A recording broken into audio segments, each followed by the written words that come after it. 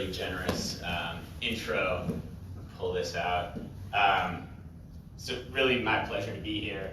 I was going to start by talking about how happy I am to be here, which is genuine. I was going to say it's such a beautiful place, and my partner and I always love coming down and enjoying the small towns and going out to the public lands. But then when I was sitting here and listening to the opening and meeting the people at my table, I realized the real reason I think I'm so excited to be here is it's actually with a lot of envy for the community. I'm from a county, Sheboygan County in Wisconsin. It's about the same size. It's a agricultural county. My family's dairy farmers, and so I grew up in a small town, and I really saw a lot of similarities in the different types of uses in different communities that the speakers have talked about so far. But what we didn't have where I'm from is this level of engagement on these issues. And so I'm just really deeply impressed and envious of all the different people here. I'm really excited to see we have law enforcement here, we have planning agencies from the state down to the local level, we have just lots of concerned and engaged citizens. And I think that's why this is such a special place, and that's why, really, that's what's behind all the other reasons that I love coming here. And I think in talking about some of these issues, you all are really ahead of the curve. I mean, I work a lot in much bigger cities that I don't think the conversation has even advanced as far as it has here. So you all are ahead of the curve. I think you have a strong community identity.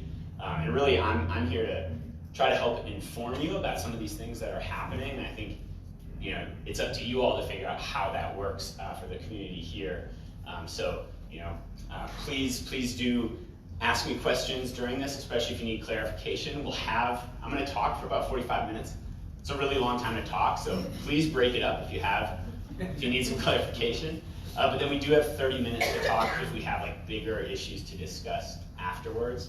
We're going to talk about some of the new trends in mobility, especially the ones that are getting smaller, more electric, and more shared, and how they can work here. And I hope to have a really candid conversation about what doesn't work with these things. Are there solutions to that or not? And then what are the opportunities as well? So Kyle gave me a good introduction. I mean, I think you kind of heard a little bit about my resume, but really what brings me here is a passion for these things, because I think they can bring some really positive changes to communities. And I really started on this path after I graduated college. I ended up it's kind of funny. I was bored in Madison, Wisconsin. I went on Craigslist. I saw they had a Paris link. I clicked on Paris, and I clicked on jobs. And there was a job to be a bike tour guide in Paris, and I applied. And they gave it to me. I'd never been to France in my life. I was speaking French. And I thought, okay, cool, I'll go and I'll ride around, mostly the American tourists, and show them the town. And I thought, well, what would be neat is if I rode my bike. I kind of rode a bit across Europe to get there. So I did this bike ride across Europe, and I was also trying to figure out what to do with my life at the time. Clearly, didn't have a lot of direction. If you're searching Craigslist, Paris. But as I rode across Europe, I went through Holland and the Netherlands, and I'm going to show you just two pictures from that trip that I think really kind of set me on this path. And this is the first one. This was in the Netherlands, and I just saw this family ride by. And I had a cousin who was a couple years older than me, had just had his second kid, and he was talking, we had talked by phone. He was just talking about how he's stuck in his minivan all the time, and to move the kids around.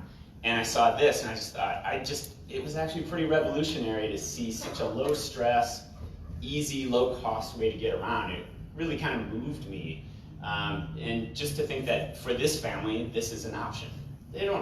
They could drive a minivan as well. There's a road right next to this.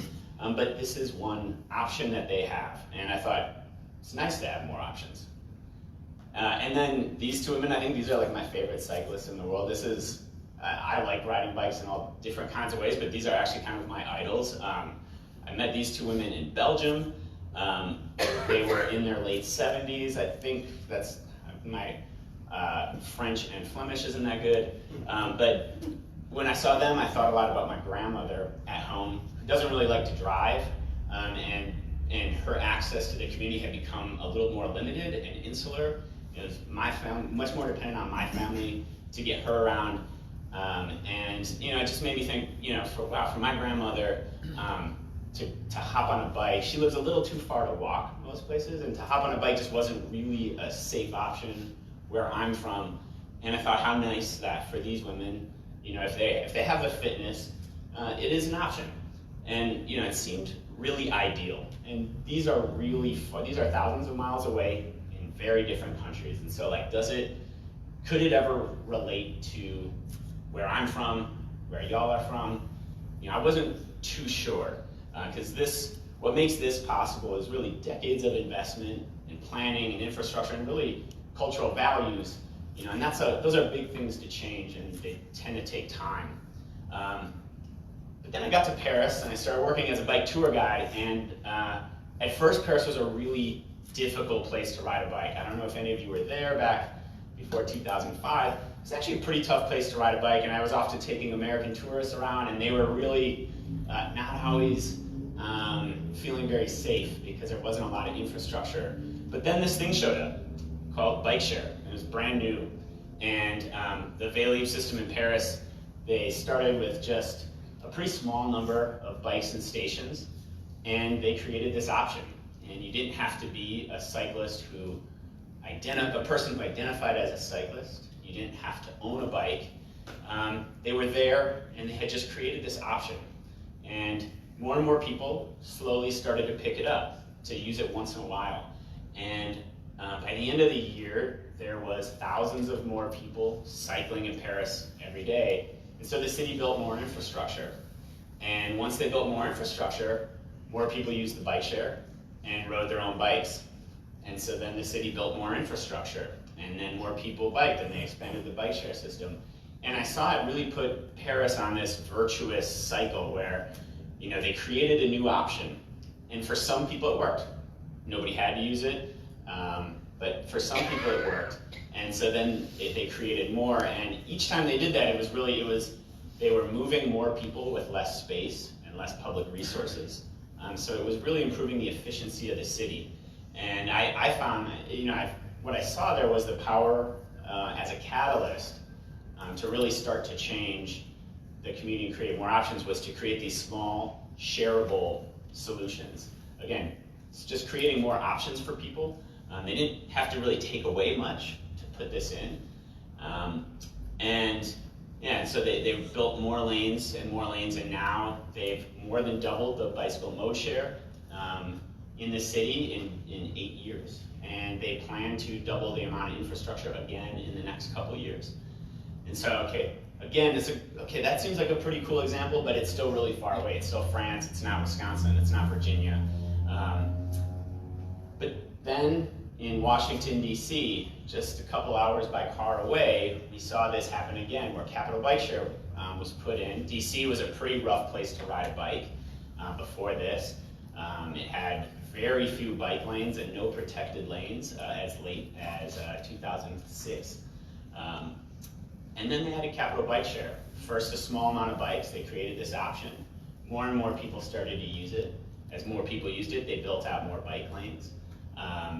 DC now has 60 miles of protected bike lanes, and they're going to be increasing it more in the coming years.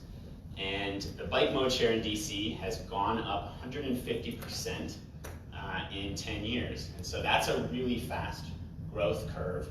And again, the key thing here is it's being used by a lot of people. I actually took this from a blog of a woman who had never biked and then started using Capital Bike Share and transit after she got rid of her car. So it's creating options that allow people to have new and efficient ways of getting around. It moves more people with less space. And it's been a really positive thing in the city. The city's now getting a lot of press for being the second highest bicycle mode share in the country. We're at 5%. Portland's at 7%. But Portland's kind of plateaued, and DC is still growing really quickly. So just down the highway, we've seen a city really transform itself in ways that are really also, they're good for the taxpayer, they're good for the driver as well, because this is less cars in a pretty congested city. And so I look at these as really strong examples of the power of these shared modes to catalyze broader change by creating options. But let's talk about micromobility. I don't know if people are familiar with that term. It's kind of a catch-all. This also sounds really tech-oriented. Really, micromobility just means small vehicles, obviously. This is kind of can show the diversity of this. The most popular modes are really e-scooters, electric assist scooters, and bike share. But don't be surprised if you continue to see new styles pop up. We're seeing three-wheeled scooters, we're seeing foldable scooters, electric mopeds, and even that little car in the lower left right-hand corner, that's actually a real thing, the ELF, and those are on the streets in Vancouver. It's an electric assist pedicab or pedicar, so you pedal, and there's electric assist. And if you're in rainy Vancouver, having a roof over your head and a little space to put some cargo is awful helpful. And I think also these changes are going to happen really quickly. And oftentimes, rather than knowing exactly what's out there right now, it's helpful to know what's driving it. So technologically, there's a couple things that have happened that are making this possible, and it's good to know what those are. And the first is smartphones and GPS, and this allows users to be located on a map. It allows them to find objects that can move around through space on a map as well, because those objects, like a bike or a scooter, have a GPS on them. And it allows users to log in and authenticate their profiles.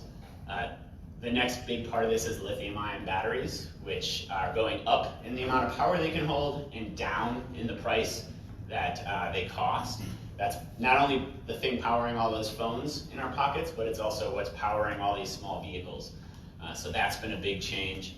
And then I think specifically when it comes to micromobility, I do think that the growing space in our cities of bike and now scooter infrastructure is also helping give these a home, but that is often something that also really needs updating as more people pick up these modes. And then lastly, what I think is less related to micromobility, but is something that's coming, is machine learning and artificial intelligence, specifically as it's being developed for autonomous vehicles. It's not here yet, but it is something to kind of keep an eye on. So the different types of modes, the same technologies contribute to different vehicle attributes. We've shared vehicles, electric vehicles, small vehicles, and we've got really right there in the middle are these shared electric assist bikes and shared e-bikes. But there's also car sharing, there's electric cars, autonomous mobility, and standard bike share, which isn't electric assist. And just a little bit about how this is developed. The speed at which this is growing is also, I think, really something for communities to keep an eye on and to understand. So really, bike share, you can go all the way back to the 60s for the first bike share, but it really starts to develop in 2007 when Paris adopts Véli. That puts this on a national scale. They have a digital backend that allows transactions to be really convenient. It's the same time Apple launches the iPhone. So the first bike share systems didn't really necessarily have a strong synergy with smartphones. The new ones are really smartphone dependent because they've kind of merged a bit with the smartphone. And we saw DC open Capital Bike Share in 2011, and then New York follow. And basically between 2005 and 2015, there's about 600,000 shared bikes in the world in 600 systems. They're on all continents. So 10 years, 600,000 bikes. And most of these require significant on-street infrastructure. You gotta find space on your sidewalks and put in these docks. They were all done in close cooperation with cities, usually through a procurement. So these were essentially often publicly administered, but often run with a private contractor, but really tightly developed with cities. And that all kind of changes after 2015. So Social Bicycle is the company I had joined. We launched the first dockless bike. with the city of Portland and another city up in Canada. We had this bike that was really versatile. You didn't have to buy an expensive docking system, and it allowed users to ride directly to their door. In 2017, a couple of Chinese firms did what Chinese firms are really good at doing, and they took our idea, but made it way cheaper, made the production much faster, and launched it on a much bigger scale.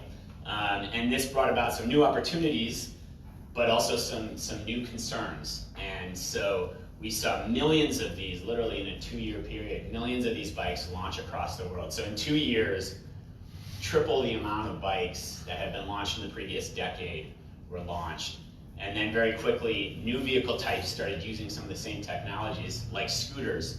And then we saw big companies like Uber and Lyft start to buy these companies and add them to their platforms. And recently we've seen electric mopeds launched in New York and DC. And so, again, we're seeing all this technology, these electric vehicles that are all accessible through a smartphone, added to the streets, and they're added really quickly. And I think it's great you all having this conversation now, because it's really good to understand what are the opportunities that we want to welcome, potentially, what are the concerns that we really want to protect against, and we want to have a plan on how to solve and how to address, because these things tend to come really quickly, and they don't require on-street infrastructure anymore. They often don't require subsidies or procurement, which used to be the kind of the process through which a lot of these conversations about how they would happen in a city happened. I know you already have a permit process. That's great, and you can kind of continue to think about what are the aspects we want to have in mind as these come. What do we want to, welcome, and what do we want to regulate? So why are these small vehicles, why might they actually be a big deal? We talked a little bit about the catalytic effect that they can have on cycling and mobility in a city, but from some other perspectives. So the reason there's a lot of interest in this space is that they have a super high adoption curve. This is a really wonky curve, but really what it shows is, let's see, so these are a couple different bike and scooter companies here. These are software platforms like Gmail, AOL, different software platforms, and it looks at how quickly do people start using this stuff. And what has brought a lot of investment into this space is that people are using these scooters, and they're picking them up as quickly or more quickly than they picked up even software applications. So for businesses and investment firms, they see dollar signs here. And that can be a good thing. For communities, I think, again, there's some opportunities here to say, wow, this could be a really quick and low-cost way to catalyze some of these changes we hope to see in our community. But we also want to be wary of kind of, some of the concerns that they bring. So, understand there's a lot of big kind of business interest here. But then on the community side, for a household, they can do some really positive things. Bikes and scooters can be powerful in and of themselves, but when you add them together and with other modes, this is where I think the real value begins to come in. So the idea is, right here is the miles traveled for a trip, so trip length, and this is the portion of trips on average in the US that are at that length. So what this says is 60% of trips in the US are under 5 miles, and I believe it's actually 50% of trips are under 3 miles. So, the under 5 miles, under 3 miles, these are really pretty short distance trips. In the US, most of those trips are made by car, because that's the vehicle people have, and that's the vehicle that the roads we are on tend to prioritize and make most convenient. But when we can start adding in bikes and scooters, especially bikes and scooters that are there if you need them, and you don't have to invest in them if you don't, can be really powerful. So walking is great for under a mile or two. Scooters are great for under a mile or two. The e-bikes, we see the average trip being 3 miles, and people frequently using them for 5 miles. And then, You can use ride hail and transit for trips that are 2-3 miles or 10 miles, and car share and regional transit for trips that are longer than that. And so again, if you broke this down and you just looked at, oh, how valuable is an e-scooter to me in my life, I would tell you, well, it could probably get me around for some fraction of my trips, but I wouldn't be able to rely on it.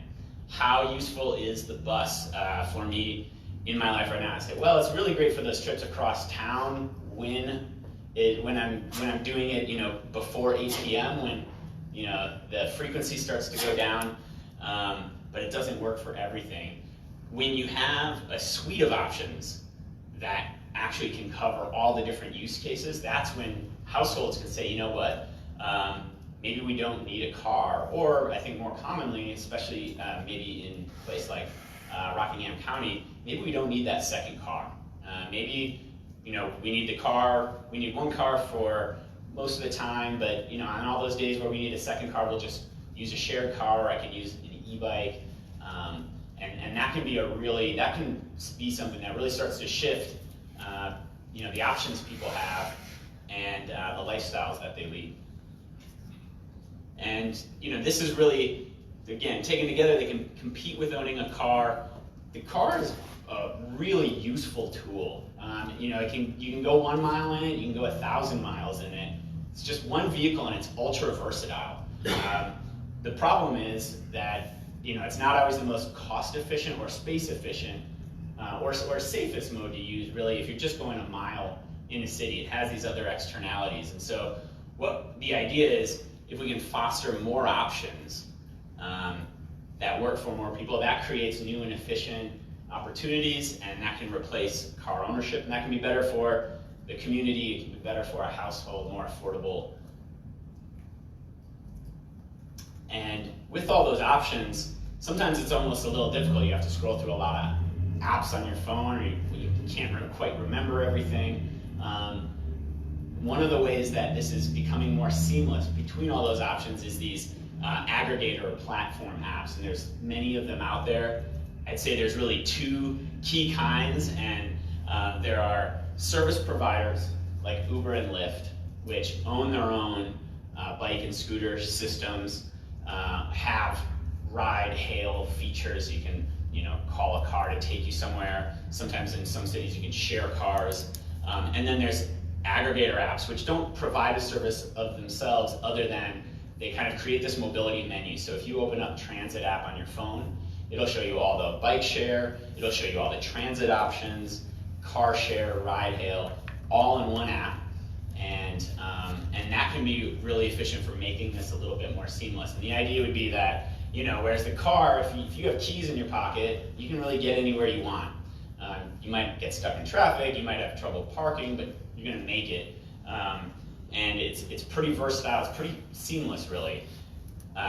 These apps, if you have a phone in your pocket, you're gonna be able to get there, and you're gonna be able to right size the mode for your trip. So if you wanna get there really fast, maybe you call a ride hail, you have a car come pick you up. If it's really congested, maybe you take an e-bike and you cut right through that congestion on the e-bike. You have these different options, and you can right size them for exactly what you need.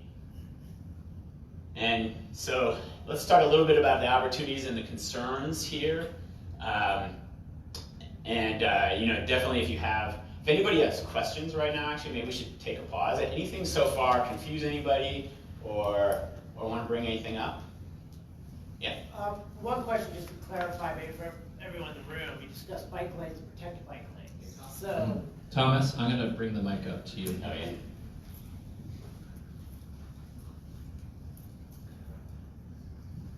one thing you mentioned was about bike lanes and protected bike lanes. Can you define those differences for everyone in the room? Yeah, great point. Sometimes I will say bike lanes for short. Really, in my book, what I've seen as urban planner and working in a lot of cities is protected bike lanes really make the difference. And the difference between a protected bike lane and a not protected bike lane is a bike lane might just be a paint marcated lane for a bike. Protected bike lane is a physical barrier between that demarcates the vehicle car zone from the bike or scooter zone. What we've seen is it's really, like those first photos I showed, The paint bike lanes work for hardcore cyclists, but it's really the protected bike lanes that will get young people, older people, people who are less experienced to try these things, and that's really what we want is broad adoption. I would also say, just thinking about how we spend limited resources, if you painting a lane is cheaper, but you're going to leverage really a small change from that. When you put down a barrier, even flexi posts, which DC has experimented a lot with, that's a good start. But that's what really starts to make it clear to vehicles, hey, you can't block this, and makes cyclists feel safer. When you can really protect the cyclists, that's when they actually are safer with a barrier. The other thing I would say is with the advent of these shared mobility modes, protecting the bike lanes has actually gotten more important, because we see and it's not just passenger delivery, it's also package delivery. There's a lot more packages coming now as people order online. Cars are stopping on our streets in a much higher frequency and in more places. And the same thing comes with services like Uber and Lyft. More people are jumping out of cars on the curb and getting dropped off. And so when we protect the bike lanes, that actually makes sure that those lanes aren't blocked temporarily. A lot of cyclists in a lot of cities, there'll be painted bike lanes, but there's almost never there's always at least one car blocking it on every block. And so that actually creates a pretty big safety conflict when the cyclist has to swerve around them and has to look back for oncoming traffic. It makes it much more stressful. And basically, without that protection, you're oftentimes not going to really leverage that investment in the bike lane, that space that you've marketed. It's not going to work or be inclusive for the full community. So, yeah, any other questions? Take a time check as well. Great. So a big, oh yeah. Just one other consideration. I was reading an article just yesterday, and this is maybe not conclusive, but it recommended or concluded from a survey that ride-hailing takes away trips from transit. So just as a point of discussion. Yeah, I think that's a big, there's a lot of discussion of, we have these new modes, how are they impacting the old modes? I think people are questioning whether ride-hailing would take away from transit, and also bike share, and then whether bike share might take away from transit. I would say that I've seen a couple different studies that point to it in different directions, and there's some different arguments out there. So I think what we likely will see is certainly some people opt to take a ride hail instead of transit on some occasions. And then the bigger question is, I think, how many people might delay purchasing a car or might not purchase a car because they take ride hail once in a while, and that allows them to take transit. Like, ride hail can fill some gaps that transit has, which might allow people to lead a car-free lifestyle and take transit more often. Because one thing we do know is when people buy a car, they tend to drive it pretty regularly. They might, if you live in a congested area, you might not drive it to work, you might take the train to work, but once you bought a car, you're going to drive that everywhere else because it's often free and easy to drive. Why would you pay $250 for the bus if you have a car? So I think, we could definitely, I think we are sometimes seeing these trips switch. People are taking ride hail instead of transit. It's possible sometimes they're also taking transit instead of the private car because ride hail's allowed them to delay that purchase. Really, we don't know what the end state is there, but it's definitely something to keep an eye on. So, looking at e-bikes, one thing about e-bikes, I think a lot of this is going to be true for e-scooters. We just have a little bit less data so far. First of all, we've seen them be much more popular than traditional pedal bikes. So on our shared bikes, we're seeing 2 to 3 times the usage rate in San Francisco for an e-bike versus a pedal bike. And then we're also seeing that each of those trips, on average, is 3 times longer. So the average pedal bike trip on a bike share system is 1 mile. The average shared e-bike trip is 3 miles. So that's quite a bit more, for the wonks out there, vehicle kilometers traveled on the e-bike. And I think that shows, that means it's probably reaching a lot more people which is good. It's more inclusive. It's also inclusive of more trip types. Maybe going back to that chart, if a traditional bike share only worked for you for 1 mile trips, that's probably 30% of your trips. If you can go 3 or 5 miles, then that works for 50% of your trips, and it's going to be a little bit more inclusive and attractive. And a big part of that is that we're actually seeing the e-bikes, especially in a congested city, can be faster than a car because they're going to go up a hill, a little bit more like a motor vehicle. It's electric assist, but they're also going to cut through traffic a lot quicker. So we're seeing that be, not only cheaper than some options, but also faster. And also the data on mode shift that we've been able to see. So we did a study of Uber users, and we found that, so we looked at people who frequently used Uber. Once they tried an e-bike, on average, they used Uber 10% less. And at peak hour, like right in here, they were using it 15% less. And this makes intuitive sense. Like, who wants to pay for a taxi or an Uber to just sit in traffic and go really slow? So what we see is, like, when people have this new option, a lot of them, not all of them, are taking it. And for some people, it works really well, and they're doing it, I think, at a time that works for them. But this is also a really good thing for the community, because we want less people in cars precisely at 8:30 in the morning and 5:30 at night. And that's when people are using these. So again, this stuff is not recreation. The vast majority of our trips are clearly at peak commute hour. So this is really a functional mode of transportation that does see mode shift. Can I ask a question? Yeah, please. Can you comment on the safety aspects of this increase? Yeah, I have a slide where we talk about some of the safety things, but is there anything in particular? I can wait and take it. Okay, yeah, please, let's get into that though. Safety is a really big issue. Another thing where we're seeing an opportunity is on equity of access. So there's a Populous, which is a data analytics company, did a study of DC's dockless bike system, and saw that throughout the city, having the dockless bikes increased people's access to mobility and essentially their access to the city. And that's because the dockless vehicles tend to spread out at kind of like a finer resolution. You don't need to install a big 20 bike station every mile. You can just have these single vehicles, every couple hundred meters. And that really made it easier for people to access. They've located more vehicles closer to more people. And then another interesting finding was that the dockless vehicles had 2.6 times the pickup rate among African Americans in Washington, D.C. I think the research wasn't able to say exactly why that is. I would guess that that's partially because of this higher access, so the vehicles are more convenient and closer to people. Also, if you do live in a neighborhood that's further out from the center, and your trips tend to be longer than someone who might live right in the center of the city, having an electric assist can be a lot more useful because you have to go further. It's that 3-mile range versus the 1-mile range of a pedal bike. So that's been another positive aspect. This is also something to keep in mind, though, as you're setting the rules for how these modes operate in your city.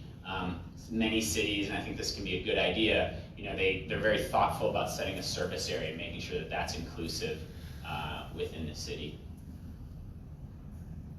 And some people ask me, like, scooters and bikes, is it just the same people? Like, do we really need both of them? Which one's better? I don't know which one's better, but we do see that we see a lot of market segmentation. We see that the people who use bikes and the people who use scooters are different, and there's only about 11% of overlap between the two. So, and that their trips are very different. The average scooter trip is 1 mile. The average e-bike trip is 3. So we see different people using these. We see different trips, as the purpose. So I think what that says is both have a niche in the community, and that's been I think a pretty interesting finding. So, yeah, question. roughly characterize a difference in the population groups? We don't, so we tend not to do a lot of demographic asks ourselves out of respect for privacy. The cities will often do that. Cities where they'll say, tell us about your age, your background, your socioeconomic status, and that would have allowed us to do this. We don't have that type of demographic data. So we're not sure if this is people saying, I'm a scooter person, you're a bike person. We don't know if it's that, or it could just be people really like the scooter for these short trips. And so people who, if it's a 1 mile commute for work, you're always taking a scooter. If it's 3 mile, you're always taking the bike. We don't know if it's the trip demand or the person that's really driving this, but that's what we see so far. And so talking about some of the concerns we see, one of the top concerns is orderly streets and clear sidewalks. And I think this is especially important. This is important for any community. My background is actually in urban design. I like to see an orderly, legible street. And this is really important for pedestrians, and it's really important for people with disabilities.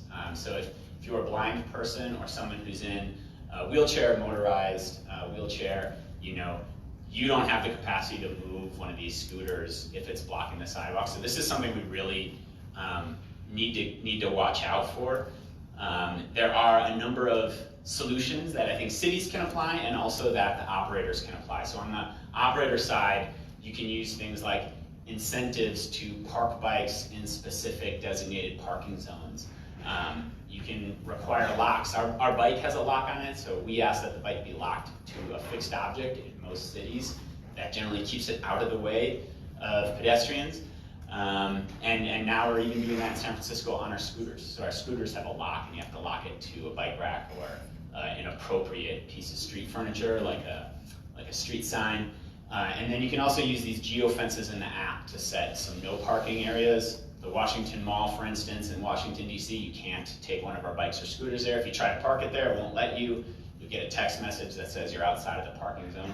So those are some of the solutions the operators can use. As a community, setting clear parking guidelines, so saying this is what appropriate parking is really important. Doing that at the outset. Increasing parking infrastructure for bikes and scooters is another really important one, and I really like the idea of setting this in the street. I think the sidewalks are something we have to really protect for pedestrians, and so making sure that pedestrian space isn't crowded. One thing cities are doing a lot of is using the daylight space, like right at the edge of a corner, so it doesn't take away a parking space. There's usually a spot right by a stoplight where no cars can park, so you need to be able to see around the corner, and locating them there, and that keeps them off the sidewalk. And so safety concerns is another one. We got 3 kind of types of concerns. So there's the safety of the vehicle. Is the vehicle safe? Does it meet kind of basic consumer standards? Are the practices of the user safe? Do people understand how to be in the road on these, and are they obeying traffic laws? And then the infrastructure on the street. Do the streets have a safe space for them? Again, protected bike lanes kind of being the gold standard here. And do you want to talk about safety? How about the impact of the individual? On Increased injuries as a result of increased modes of transportation. Yeah, so right now, let's see, there's been 2 studies on scooters and the crashes from scooters and injuries. Basically, we see it's hard to compare to other modes, but what we see is people. There's kind of 2 types of crashes, really. There's people getting injuries, usually upper body or head, from just simply crashing, hitting a pothole or something like that on a scooter. And then there's been a smaller number of deaths. Those tend to be with motor vehicle on scooter. And we've seen a slight uptick across the country this year in bike-related fatalities. So that's concerning. And I think these are really the 3 different buckets that we have to be looking at in order to move that down. So it has increased. We have seen an increase in the U.S. Yeah. And it's, you know, you can get into the statistics. We don't totally know the exposure increase, so it may be that the absolute number's gone up, but that could be less or more than the number of trips. It's harder to get an accurate prediction on trips. Yeah, Chris? Any studies or noted differences between scooter accidents or scooter share accidents versus bike share accidents? So we don't have a strong apples to apples comparison. What we know is bike share we know has a much lower crash rate and injury rate than private bikes. We're not, you know, I can guess why. I think they're heavier bikes. They tend to go slower, and people are really upright on them, so they can look around. And scooters, we're not sure. I would venture to guess it's been higher so far with scooters. That could be some aspect of the vehicle itself. It could also be that we know we're getting a lot of people who are not cyclists, and who are new on the bike lane. So it could be the influx of new people, especially new people using these vehicles in less protected street space. So I would venture to guess that scooters been higher. We don't have, like, academically, I don't think we quite have perfect data to prove that. Oh, and health concerns has been another one. Just whether using scooters is going to, you know, make public health worse. We know that e-bikes, the science has been pretty clear, e-bikes still bring enough activity that they are keeping people healthy. You know, that they have enough physical activity that there's a fitness benefit. But scooters may not have that. Then some people will argue, you know, scooters might not be healthy in and of themselves, but a city with more scooters in place of cars is still going to be one that's going to be easier and safer to walk and bike in. So they may still have a facilitating effect, but I'd say that's theory, not necessarily data. So I'm going to really quick, we're getting low on time, I'm going to just quick talk about a few tools and then wrap it up so we can have some more discussion. As you think about bringing micromobility into a community, you want to really think about how you're going to do that. Like essentially, like, what is the contract with the community? There's two main ways of doing that. One is through a public procurement. That's going to be the public is really going to have a lot of control there, but it tends to also be higher cost to the public, and a little bit less nimble and competitive. You can do a permit and have companies privately finance it. That's going to be a faster process. It's lower cost to the public. Oftentimes you're going to see actually higher performance because the companies really don't get paid unless they're putting people on the bikes. But it's also market driven, and that can have downsides. There's going to be less public control. It can be hard to balance the public good and the private need to make money. And also, I think, especially for smaller communities, it can be a little bit harder to attract, you know, especially communities smaller than this one. It can be hard to attract these companies to a market that's that small without some kind of broader government engagement. And did also want to point out university systems, which tend to kind of go through a private procurement. Those have been really popular on campuses. Some of our highest usage of our bikes have been in models like that. Can be a great way for students to get around. And actually Charlottesville nearby is a good example of that. Ithaca, New York has kind of almost a merged model where they have a public procurement, but they're using one of these private dockless companies that's available on campus and in the city. That's another strong example. Setting really clear goals is really important. Whichever you use, it's really important to get quantified goals out there and say, hey, this is what we expect. And then your operator knows, okay, we know that this is what the city thinks is good performance. We need to get to this bar. Really important. That can be a good topic for us to discuss is what would you like to see these accomplish in your city? And what are the red lines that you don't want to see? And knowing what those are up front and writing those into your contracts and your rules, that is really key to having a successful system, both for the public and for the company. And again, infrastructure is key to making this work. making it work for everybody in an inclusive way. And that goes for the bike lanes, also bike parking and scooter parking. And micromobility can really help you get there because it generates a great deal of data. You can get this data on where people use it. You can make sure that if you put in a protected bike lane, it's exactly where people are needed. It's where it's going to cut down on the most crashes and safety risk. And that investment in space of your roadways and in money to build it is going to get the highest return in terms of safety and usage and mobility in your community. And so that can be another great way to leverage this stuff. So just to wrap it up real quickly, this is really about developing more options for the community. When you create those options, you find new efficiencies because they work for some people, and you're going to be able to target public goals, and that's where you really kind of can create more value for the community. So that's where I'll leave the presentation now. I hope to have some good discussion with you all about this. How about a round of applause for Colin?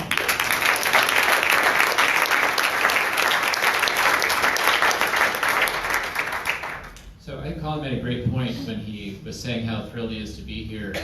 The reason why the Bike Walk Summit is bringing people from cities to come talk to us because there aren't any small towns and rural areas that are necessarily having these conversations that we've found to be able to invite in, which means we are really good, and we have been really good. We think about our past recent summits, Veronica Davis coming from DC talking about inclusive biking, walking infrastructures, Matt Buchanan last year talking about the Richmond experience.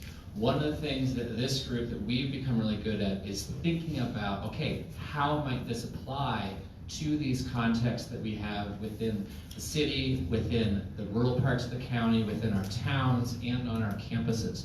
So with that, we have some time right now. What are questions that we have right now for Colin that's going to help us further understand this idea of micromobility so that after our quick break, we're going to dive into some deeper discussion and reaction about this in our own context. So what else do we need to know in order to do this? What I'll do is raise your hand, I'll bring a mic around, and hopefully we'll get everyone's questions. So just real quick, here's a question right away, just so I get a sense of our quantity here. Okay, all right. I'm going to stack up 3 questions right here, Colin, to hear them, and then we can always go back and hear what they might be. So we're going to get these 3 right here, and then we'll jump up to the front of the room and capture those, and we'll do it that way. Great. Thank you. Rendell Wolf, Coalition on the board. 2 quick questions. One is, could you talk about sharing data with the cities and maybe give an example of how that data has been used for them to identify future bike lanes and infrastructure? And the second question is, you didn't talk at all about the economic impact of the people that charge these vehicles and how that can help people in your community. Sure. You got that? You gonna write these down? Yeah, I am. But you can continue on with the next question, please. Aaron. Erin Birch, Alliance for the Shenandoah Valley. And I'll prequel my statement with that I'm sold on this. But my question is, it seems in all of the examples that you had that the adoption of the micromobility drove the infrastructure, which makes sense because there's the data to base infrastructure enhancements off of. But in that interim, what can be done to make sure that pedestrians are still safe? Okay, I'll let you get caught up. Did you get those first 2? Yep, I think I did. Reno just left the room, so move on now. All right, we'll do one more, and then we'll stack up another 3 after you've been able to get these. Hey there, my name is Amanda Ponce. I'm from the city of Charlottesville, actually, and I'm curious about any examples that you have. You mentioned Ithaca earlier, but are there other examples of city, university, and county kind of working together to develop these programs in a smaller location, and specifically those program regulations that mesh along 3 of those jurisdictions? Yeah, okay, so I'll take we kind of had 2 questions about data, a couple different facets. So for the first question about examples of how data has been used, for instance, one of the pieces of data that I I launched Jump, shared e-bikes in DC. One of the pieces of data we gave them is we gave them a list of here are the top 10 streets by bike volume that we see in the district that don't currently have a bike facility. And so for a city that's right now trying to figure out how to prioritize, do we build a lane here? Should it be protected? Do we build one there? To say, this is how many people we see per day on our bikes go down there. It's probably a strong proxy for the amount of cyclists in general. That was, I think, a really useful tool for them. So that's the first, and I think, lowest hanging fruit of how we're seeing cities use this is just to say, how many cyclists are on here? Is it enough that we should build a protected lane? Do we need to widen it? What streets do we have a lot of usage on that we didn't realize? Another example is, this is also pretty cost effective for cities. A lot of cities, your planning agencies here probably are hiring consultants who go out and will spend time with a clipboard or use some sort of other detection device to count, especially bike trips that you often have to have somebody there with a clipboard counting, and that costs money to develop this data, and you can't do it everywhere. And so having the GPS on the bike and having aggregated data can really help prioritize these projects. Same thing goes for bike parking. Where do we see the most bike trips or scooter trips start and end? Well, those are great places to right away go in and make sure that we have enough bike parking there so that the bikes aren't blocking pedestrians. If we put bike parking, we know it's actually going to be used by cyclists and scooter users. And then to get to the pedestrian safety part and kind of how this works with I think there's like a chicken or the egg element to your question and in general with this stuff. What I see is there are places that start building infrastructure because they have a vision and they want to get there. And there are places where it's really hard to do that without seeing more users. I think that these shared modes help jump over that chicken or the egg dilemma because it can quickly get some people on the streets. But a city should know that if you're going to put this out there and it works, you have to be ready with a plan on how. If you're providing these new options and people are taking them up, I think you should have a plan in place to build the infrastructure that's going to support that. So I think it can go hand in hand, and you can add a few more bike and scooter users, then raise infrastructure. I don't, and that might mean in one moment there's kind of more cyclists or scooter users than should be for the amount of infrastructure, but then you can raise that up. And I think it really just gets back to planning both of these things in tandem. But there's probably no world where all of that infrastructure gets built, and then people come and people start using it. It's always kind of a little bit of a back and forth. And I think pedestrians are another big aspect of this. Again, I tend to think bikes and scooters don't belong on the sidewalks, and pedestrian space is really important, sacred space. We're all whether we drive every day, we still have to walk to our car. We want to be able to do that safely. Same thing. Once we park our bike, we're walking on sidewalks. I think sidewalks is this common ground where we all meet, and that has to be really protected. And pedestrian safety often goes hand in hand with the bike and scooter safety, especially at crossings. So that's where most pedestrian crashes and injuries and fatalities happen. So I think one thing you can do is look at all your intersections and make sure you have safe crossing spaces. You have big zebra crossings. You have appropriate timing mechanisms at high volume intersections, and that's going to benefit everybody, cyclists and pedestrians. And that's kind of something I think that's a good thing to take up early. Okay, we're going to stack up 3 more questions here. We'll take 1 from the back and then 2 up front. So, and I'll get back to that. One of the things I'll say is that, so as you know, if you've been to past summits, that the whole day is a conversation with each other and a conversation with our guest speakers. So follow-up, questions, things like that, we'll have plenty of time. And Colin's going to be doing a lot of listening to us and then responding to us as a group to things that we end up talking about. So right now we're focusing questions on what else we need to know in order for us to talk to one another about implications for our communities and campuses. So We'll do 1, 2, and 3, and then we'll get some response, then we'll see where we are with time to see if we can capture one more round. George Hirschman, City Council, Harrisonburg. I'm just very curious as to considerations or problems that have been encountered as far as enforcement of regulations and safety with these programs. Who's responsible and how do they affect that?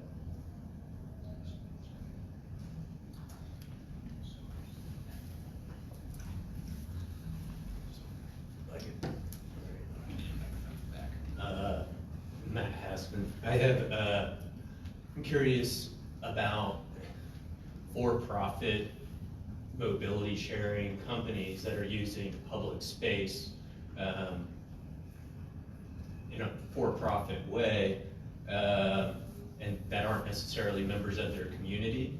How are they helping to fund these improvements in infrastructure in the communities that they operate?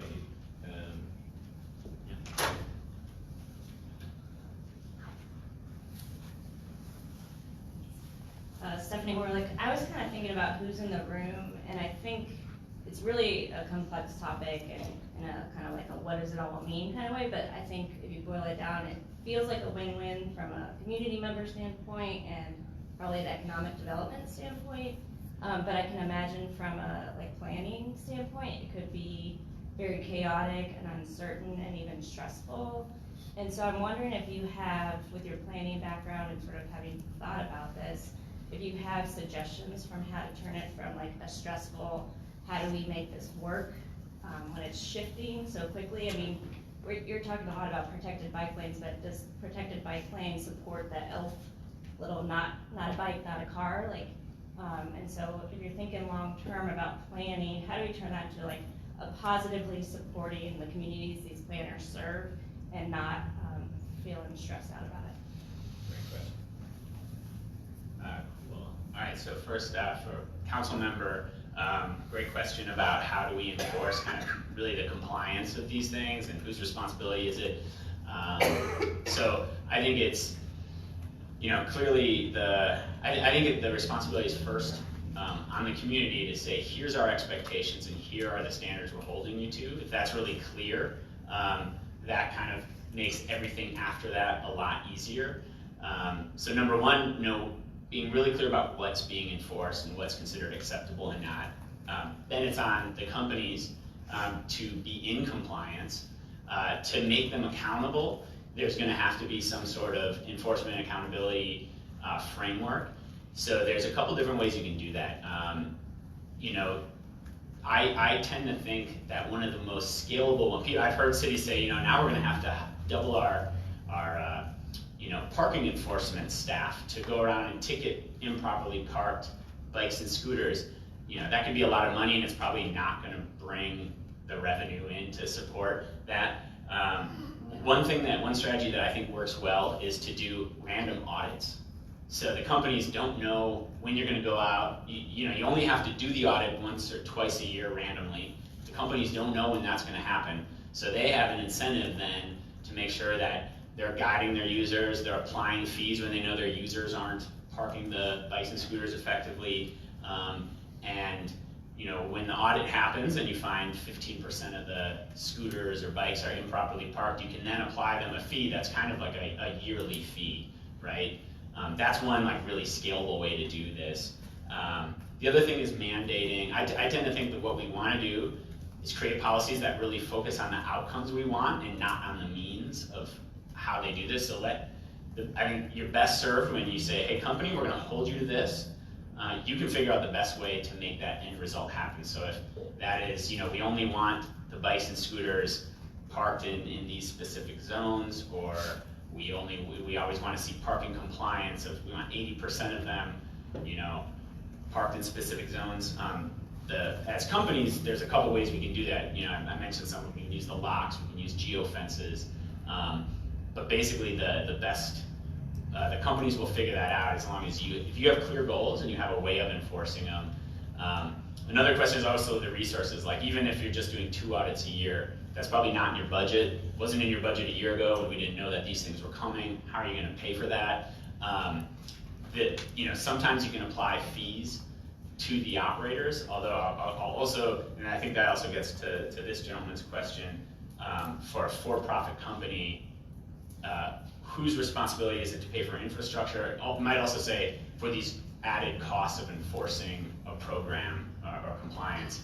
I tend to think that the biggest value add these modes and operators can bring to a community, and I'm probably not the most impartial person, so take what I say with a grain of salt.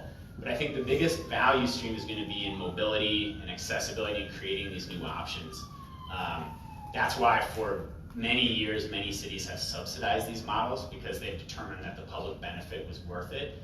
Now we're starting to see the models start to, and really it's also important to notice in the public-private discussion, virtually every bike share that's ever been out has been run by a private company. And that's no different than kind of the new models. The change is just how it contracts with the city. So in the past it was through a procurement, often with a subsidy. Now it's often with a permit and without a subsidy. I think if we saddle the companies with too much, like I can tell you the margins are pretty thin. And if the companies end up having to build the infrastructure to go along with the modes, I actually think that's going to make their expansion and their ability to kind of bring these other value streams of mobility and sustainability, I think it's going to inhibit that. I think the public is, like, I wouldn't want to see the responsibility to build bike lanes put on the economic performance of some of the operators here. If they go away or if they don't do well, I think that infrastructure is still really important. So I tend to think that the city should look at these as a way to leverage demand and interest in these modes and should keep building them. And let the companies really focus on trying to deliver, like, the value that they can bring isn't in building infrastructure, it's in building these shared networks that are really going to function and grow. So that's kind of my perspective there. And then on the planning question about really how do you plan for this, something that's changing so quickly, I think is really the root of it. I think it also gets back to that outcome piece where things are changing. So if you try to plan specifically for specific vehicle types, and say scooters can do this and bikes can do this, then they're going to come out with something that's different and you're going to have to come up with a specific solution. I tend to think we should try to use general frameworks so that really focus on the outcome. So if, in a bike lane, something that is a certain weight and can go a certain speed, like, to me, the division of our road space is really about safety and saying, people go on the sidewalk, and vehicles that are kind of people-friendly, that aren't super deadly, like bikes or scooters, because they're low weight and lower speed, they can go here. And then everything that has a higher safety component, goes here. So I think, like, defining things rather than by vehicle type, I think by weight and speed, for instance, is a really good way to do it. Because again, at the end of the day, that's what we're not worried about what you call it or what it looks like. We're worried about its potential to hurt someone. Sustain general. All right, for time purposes, we're going to move into our next section. We're not going to applaud Colin right now either, because he's not done with us and we're not done with him. So it's a continuing conversation throughout the day.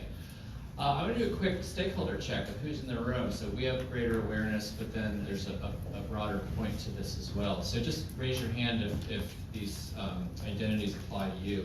Elected officials, town managers, city manager, county administrator. Okay. Are those folks in the room? At the PDC folks. Sorry, Planning District Commission. That's what that stands for. Sorry about that. If you are a staff member at a public, at a local government, planning, public works, community development. If you are an advocate or a nonprofit organization that works towards some of these collective visions. If you are James Madison University or Eastern Mountain University, you are staff and you're in charge of some of those pieces there. You are public safety is your primary role. Your private sector, so you represent a business or a business interest that's interested in the sector. Okay, great. So nice, and I'm sure I've missed a couple other key roles, but a nice diversity signals in the room. It's really important for this next phase after our break that we are mixed up, right? So we did see a cluster of public safety over here. So I'm gonna ask you gentlemen if you'd be willing, and I'll give you a brief instruction to find yourselves at different groups after the break. What we'd like for you to do, because we're going to take all of what Colin has just shared with us and these great questions we just had, and we're going to focus in on our communities and spaces and places. We're going to be grouping up, circling up around where you see easels. So big implication for folks in these center tables, which means we're going to be moving your chairs. You're going to have to join a group that's out here on the perimeter. But at the same time, you're going to be mindful of, oh wait, am I joining a group where there's already everyone else that works at my agency or organization? If so, I need to go and populate a different group so that my